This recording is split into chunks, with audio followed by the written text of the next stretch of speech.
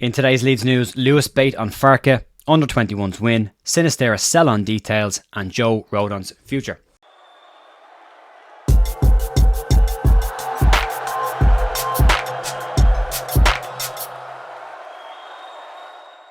Morning folks, Tuesday the 13th of February with your Leeds United news. Hope you're all having a really good week so far. Match day, Leeds in action tonight away at Swansea. Pink kit day as well. Hopefully we can get a win in that one.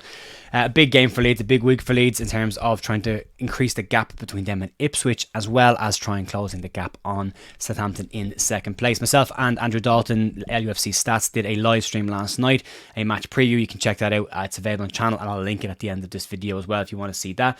Some key information and stats that you want to get around tonight's match if you want to check that out to get your pre-match juices flowing and ready for the game. So yeah, we'll crack on with the news today, and we'll start off with some news around Bate. Bate was one of the under-21 players who left Leeds United in January, and it appears as though with his contract up at the end of the season we may have seen the last of Bate in a Leeds United shirt. Bate was signed from Chelsea. There was a lot of excitement around the signing, and Leeds expected big things from the player, and after a very successful loan period last year at Oxford, it seemed to set Bate up for what would be an incredibly positive season. However, after a good pre-season with Leeds, Bate has found himself only with the under-21s and getting under-21 minutes, and a long way away from first team minutes with very few opportunities. He has moved to MK Dons in January and has been in very good form for them, already been called out in his initial performances there. Bate has now spoken about his exit from Leeds United, and he basically described this season as a tough one, with Leeds getting relegated and bringing in a new manager. It's been tough for him, and what he has said on the situation is the following.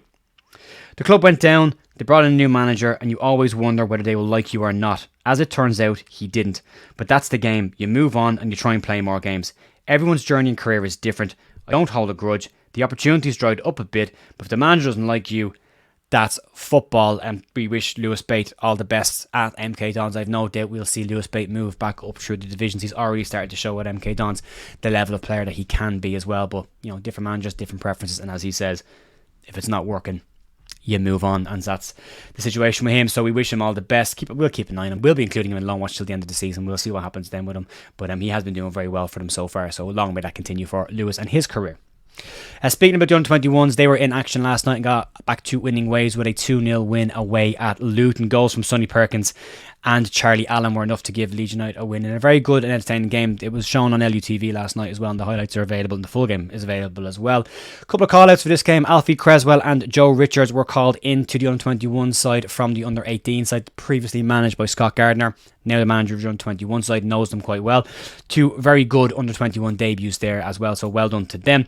We mentioned last week that the under-18 side, they're now in the quarterfinals of the FA Youth Cup. They're a really good side, just some talented individuals there, and Scott Gardner knows them better than anybody else, and he's already started to bring some of these 18s through to the under-21s, and you would imagine the more talented bulk of those players will make up a large portion of Leeds United's under-21 squad from next season on. But nice to get a win, nice to get a clean sheet for Scott Gardner, and well done to the under-21s there. Moving on to talk about Luis Sinisterra. I thought we were done with this, but we're not. There's some details coming around exit clauses and sell-ons, and information around Luis Sinisterra's exit from Leeds United has now emerged after Sinisterra completed his loan move into a £20 million permanent move. People have asked questions around why Leeds have made a slight loss on this. I think it's about £1.5 million that Leeds have lost after the season. Now, according to Football International, it appears that there were sell-on clauses for Feyenoord in the initial signing for Sinisterra for Leeds, and apparently they now won't be applicable due to what has happened in this transfer. We did say last week that there was probably some jiggery-pokery going on around the transfer, and Leeds trying to move some financial loopholes to try and see what the best deal they could get here, and apparently this appears to be the case.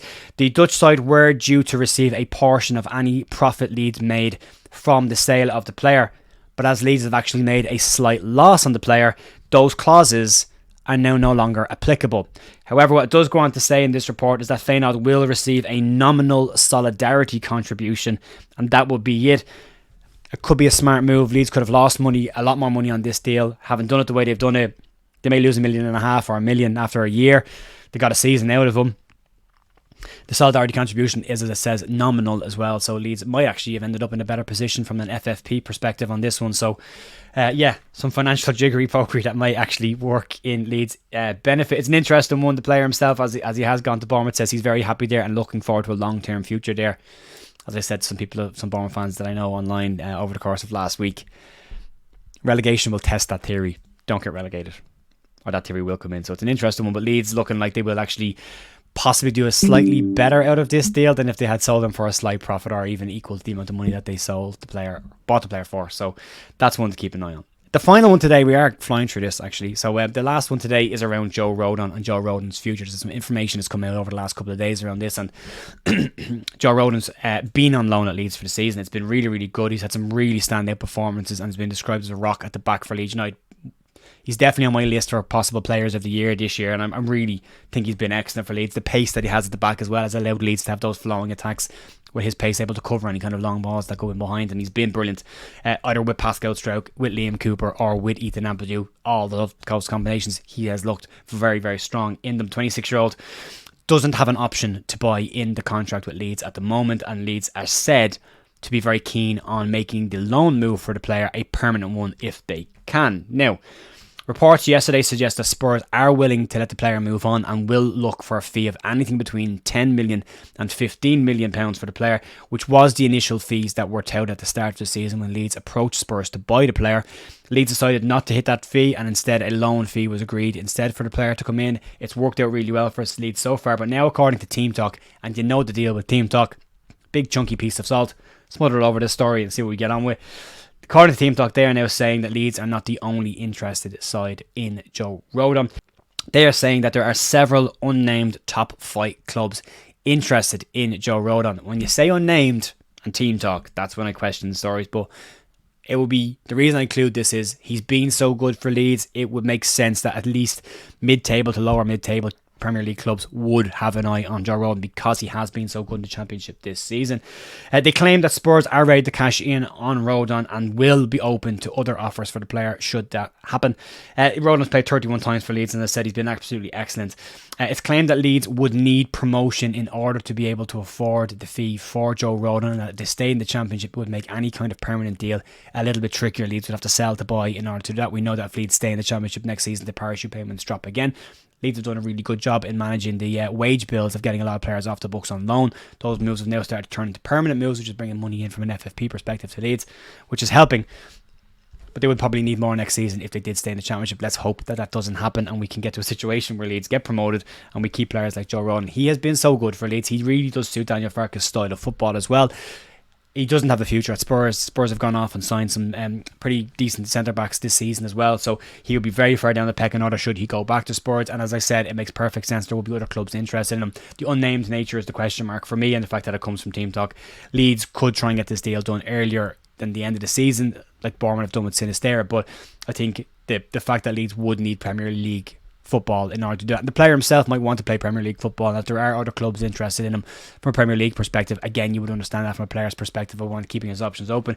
Rodon is said to be very happy at Leeds. He's got friends at Leeds. He's in the Welsh group that are within Leeds as well. So he's surrounded by people he knows and friends and international colleagues as well. So he is very happy at Leeds. He said to be very happy at Leeds, and long may that continue, and fingers crossed Leeds can get that done and dusted.